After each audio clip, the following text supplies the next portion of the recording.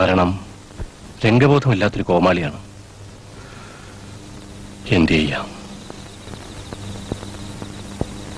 ഞാൻ ആലോചിക്കുക, റോഡിൽ എത്രയോ എണ്ണ ഇഴഞ്ഞു കിടക്കുന്നു, ആർക്കും വേണ്ടാതെ. അച്യുതൻകുട്ടി ഈ ചെറുപ്രായത്തിൽ. അമ്മേ, എനിക്ക് ഉറക്കം വരുന്നു, വാ.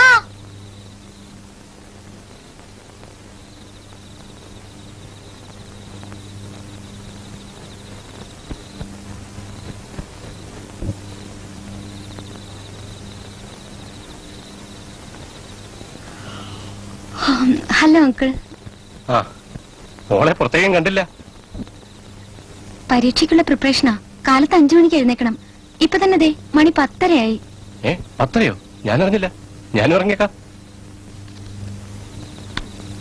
മോളെ, അമ്മയോടൊന്ന് പറഞ്ഞേക്കാം. അമ്മ ബാത്റൂമില്ല, ഞാൻ പറഞ്ഞോളാം. ഓ, അത് മതി.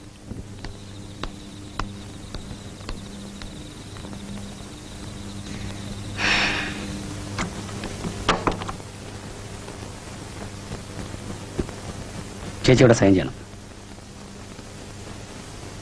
എവിടെ? താഴെ.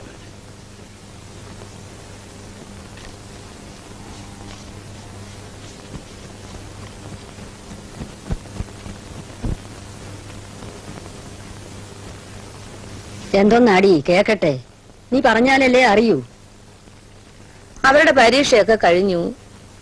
അശ്വതിക്ക് ജോലിക്കുള്ള ഏർപ്പാടൊക്കെ ആയിട്ടുണ്ട്. കൂട്ടത്തിൽ എന്നെ പറ്റിയും പ്രത്യേക അന്വേഷണമുണ്ട്. എടി, ഇപ്പൊ ദാമോദരൻ നായർ ഇവിടെ ഉണ്ടായിരുന്നെങ്കിൽ ഒന്ന് അങ്ങോട്ട് അയക്കായിരുന്നു, ഒരു സഹായത്തിന്. തളിപ്പറമ്പിലെങ്ങാണ്ടൊരു വിഗ്രഹം കുഴിച്ചെടുത്തു എന്ന് പത്രത്തിൽ വായിച്ചു. മിക്കവാറും അമ്പലം പണി കഴിഞ്ഞേ മടങ്ങി വരൂ. അമ്മേ,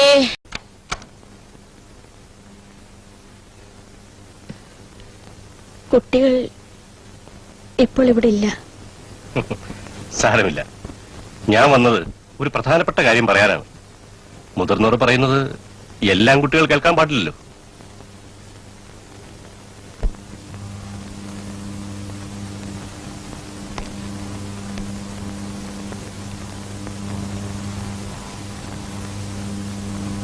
അന്ന് ഞാൻ ലേശം ധൃതി കാണിച്ചോ എന്നൊരു സംശയം.